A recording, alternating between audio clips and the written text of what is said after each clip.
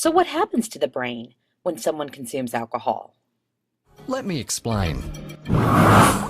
Alcohol enters the body and ends up in the stomach, at which point about 20% is absorbed immediately, and the other 80% is absorbed in the small intestine. The heart then pumps the absorbed alcohol to every part of the body, including the central nervous system, which consists of the brain and spinal cord, and it gets to the brain really fast. So that's why even after just one drink you can feel lightheaded or relaxed. Alcohol acts primarily on the nerve cells within the brain and interferes with communication between nerve cells and all other cells, slowing everything down. And that's why when we drink even a little, we experience the effects of alcohol on our emotions, judgment, balance, memory, speech, and anger levels, just to name a few. So how can you tell who's in danger and who's still okay? You might think about using safe or unsafe BAC levels. That's blood alcohol content, BAC, the percentage of alcohol in your bloodstream. But since you won't be carrying a breathalyzer with you, it's not a very helpful tool. The best way to tell is by knowing how the progressive effects of alcohol manifest in a person's outward behavior. We call this the brain chart, and it breaks the effect of alcohol on the brain into 3 different categories: the social zone, the risky zone, and the danger zone. On the right-hand side, you can see the progressive effect of alcohol on the brain in terms of general central nervous system categories. The more one drinks, we can see the depressive effect on their intellect, their emotions, their gross motor skills, their semi-involuntary functions, and finally, involuntary functions, including the vital functions like your heartbeat and breathing.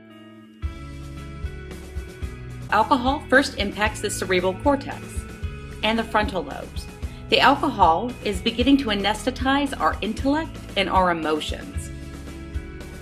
This is the social zone of drinking, where just a few drinks, just enough, starts to produce that joyous, relaxed feeling because caution has been depressed and there's decreased emotional control as well. A person's judgment is starting to become impaired. Your friends start to think that they have better dancing skills than they actually do. Otherwise, alcohol consumption in the social zone is low risk. You can drink to that. Keep drinking though, and you enter the risky zone. The risky zone is where we see a lot of that stereotypical drunk behavior, the emotional mood swings, the loss of balance and coordination, slurred speech, delayed reaction times, and impaired judgment.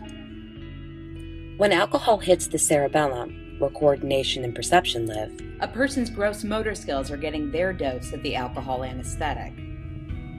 At the same time, alcohol is being absorbed by the hypothalamus and the hippocampus, decreasing control over one's semi-voluntary functions, like the gag reflex. A big sign that you're in the risky zone is vomiting, which is your body's attempt to expel the excess of alcohol. This excess of alcohol anesthetizes the ability to feel pain. Programs like Tosh.0 and Jackass teach us to laugh at these types of scenes, but accidents happening in the risky zone can turn fatal.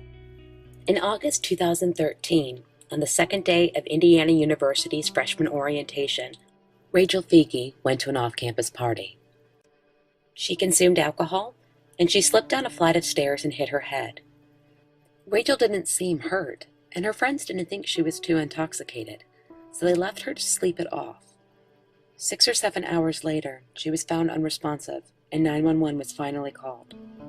But it was too late. Her mother packed up her dorm room before classes even began. If the risky circumstances surrounding alcohol aren't fatal, a person can die from alcohol overdose itself. The hypothalamus, which controls the central nervous system's semi-voluntary functions, also controls the involuntary function, like digestion and your body's ability to keep itself warm. And drink enough, and the medulla is depressed, and we can no longer control our vital functions. This is the danger zone of drinking, where the involuntary reflexes and vital functions are being anesthetized. And like any anesthetized patient, you no longer have control over your body. That's why people sometimes urinate or soil themselves, because they've lost their bladder or bowel function. Often people will lose consciousness as well, which is why choking on your own vomit while passed out is such a danger. We call it the danger zone for a reason.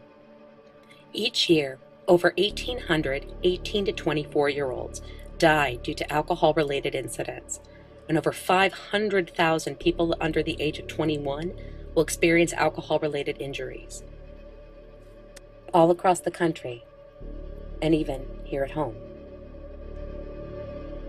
The good news is, it's easy to tell who's in danger and who's not. You just need to watch the outward behavior of your friends and strangers.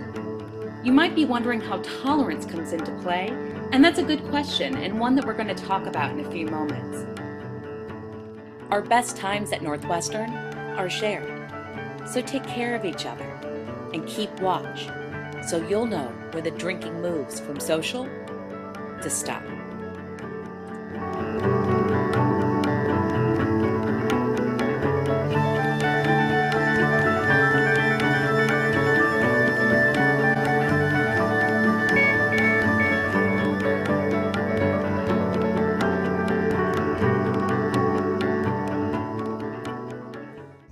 Drinkwise Australia for their generosity in granting funding for a major portion of this production.